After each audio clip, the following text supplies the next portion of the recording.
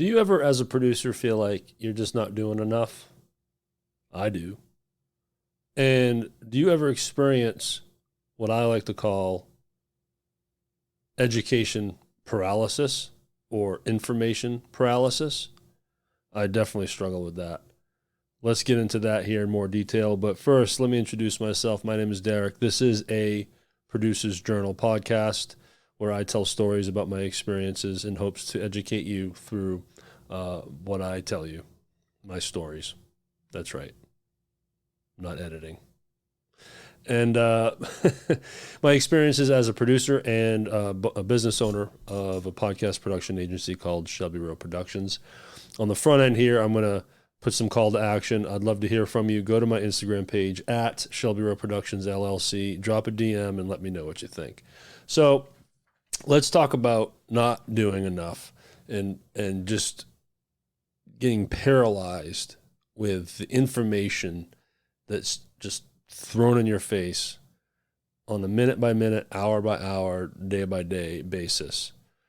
So here's the trap I fell into is I, about a year ago, got a business coach, which helped in a lot of different ways, and it was also a waste of money in some other ways.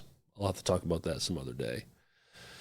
But what it did was it set me down a path of trying to consume information that's supposed to help me. Also in a way to create an Instagram page feed of other content creators, producers, coaches to engage with, to hope also, in hopes to attract them to my page, which is super educational, telling people how to produce a podcast. And then maybe they turn around and we become have a client relationship with these people, get work through my Instagram page. Well, what ended up happening was I ended up following a lot of great producers and coaches, people coaching on how to best utilize Instagram and other social media platforms, coaches on business, coaches on podcasting. And I learned that information is like poison for me. And it took me a while to just admit that and realize that it was affecting me negatively. And here's why. Because when I see a post, especially a reel on Instagram, where the person giving said information has to pack it in 10 seconds, and it's yelling, and it's aggressive, not in a mean way, but it's in your face. Okay, so that's one thing I hate. So it's just in your face and telling you, hey, here's a tip. Okay, thank you for that tip. But my brain translates that into, I'm not doing that.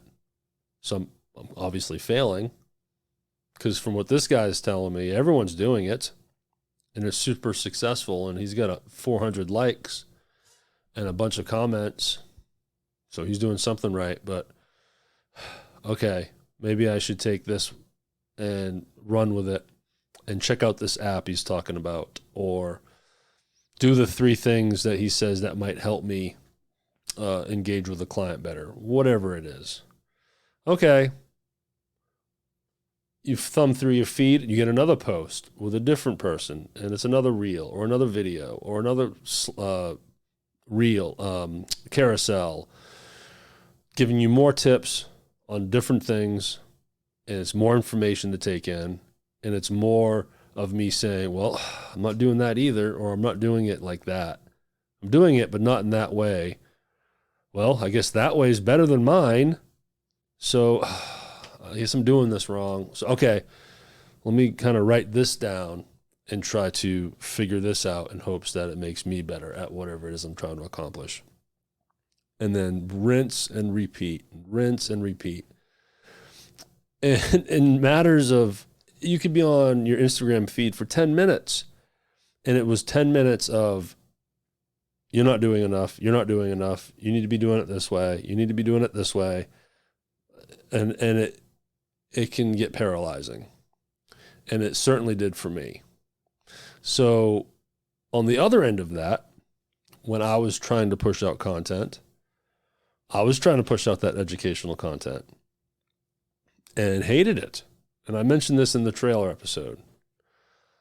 I struggled so hard at creating educational content, whether it be an episode on this podcast, but back when it was called PodLogics, or a carousel on Instagram page, a story, whatever, a standard static post, a video, whatever it may have been. I tried different things, and it just was so unnatural for me and so unfun. I struggled with it, but kept doing it because I felt like I needed to. And I kept consuming educational content because I felt like I needed to. And man, it just put me in a tailspin. Didn't realize it until I finally got out of all of it, that I could look back and realize, man, I really didn't get anything accomplished because I was either paralyzed from the ocean of information coming at me, or I would get upset and kind of bummed out and depressed because I'm failing. I'm not doing what all these people are telling me I need to do, and I can't keep up.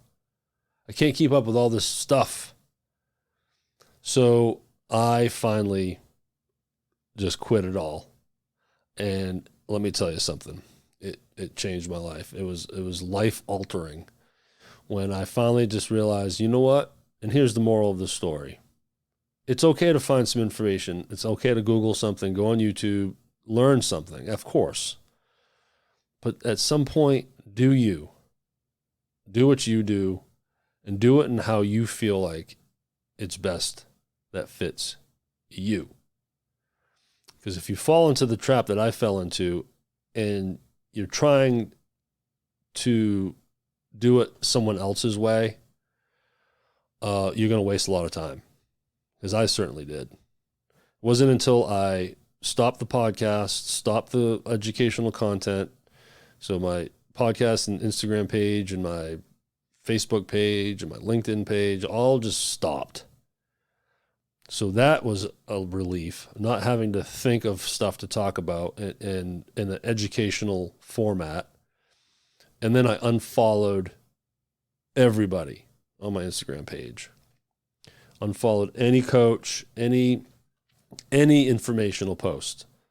In a different story for a different episode, I changed my business feed to local businesses where I live, because now that's my target audience. Different story, different episode. But the moral of the story is I disconnected myself from the stuff that was making me unhappy. And this goes beyond business. I mean, you hear the stories of these kids being fat shamed, or they are on posts and their friends are having fun and they're not, so they feel like less than.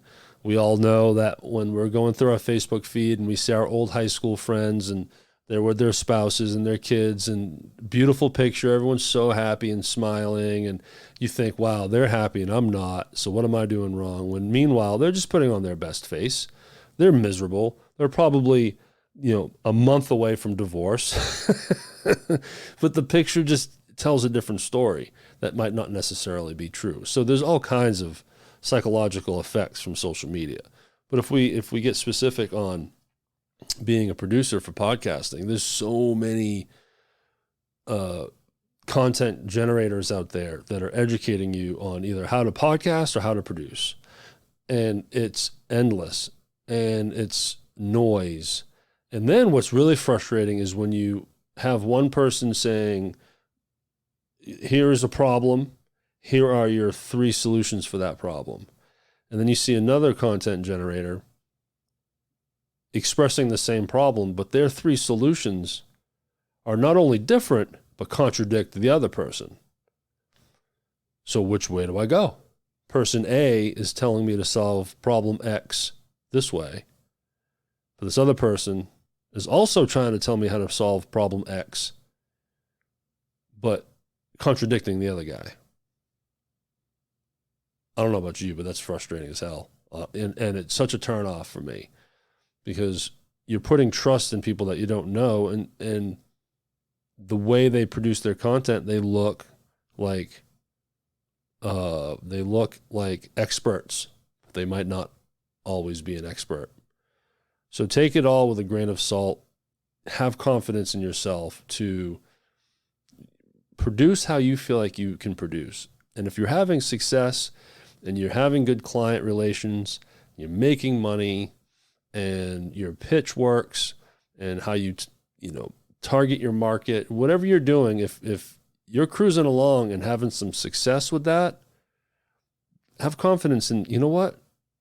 It's working for you because you're doing it your way. That's the beautiful thing about starting your own business and being an entrepreneur. At the end of the day, you kind of have control of what you're doing. And who doesn't love that? We're not working for the man anymore. If you want to take a day off, you take a day off. If you want to work 70 hours a week, you do it. You do it your way. It becomes part of your personality. Be careful letting other people's voices sink into you and make you second guess yourself. Because once you start second guessing yourself, man, it gets messy, and it crushes your confidence, and it can derail you. And I went a full year of trying all kinds of different things and trying to go in different angles and rebranding and again, 15 different topics for different episodes here in the future. But when I finally just stopped everything and said, I'm going back to the basics, I'm going back to what I used to do when it was really working for me. And sure enough, things started working again. I was always getting business. Don't get me wrong. I was still growing the business. But I went back to basics, and not only did it help, but it relieved so much pressure off of me, and stress and time, bandwidth. I realized that I was spending so many hours every week working on content and other elements of business that was giving me zero return. And I hated it. I was miserable. Bam, double whammy, and when you cut it all out, you realize how much time you save now. And then what the enlightening part is, wow, I thought because I was working so hard, I was growing and being professional and being a good business person. I was working hard, so I'm doing something right. Well, I wasn't working smart. Thought I was, but realized I was trying to, stick a square peg in a round hole, right? It just wasn't working. And it took me a long time, about a year, to really, truly figure it out. So when I stopped consuming educational content, I stopped producing educational content. At first, I felt a little bummed out and depressed about it because, man, I'm just not, I guess I can't do this. What kind of producer am I that can't fall in line with this and other producers and how smart they are? But give it time when you do that, because after a week or so, I realized, oh, none of that shit mattered. It wasn't bringing me anything. Now I've bought back time. I was working harder than I need to, and it really was doing nothing for me. So don't miss it. Don't feel like you're failing because it's not there anymore. And man, I'm telling you, it's life-changing. And I've brought my life back to basics. I can spend more time with my kid. Business is growing, and all is good. But I still want to learn things from time to time. But man, when I go on social media, I'm not getting yelled at constantly at what I need to do and what I need to do better and what I'm doing wrong. So, moral of the story, believe in yourself, do what you do, and keep trucking. Thanks, guys.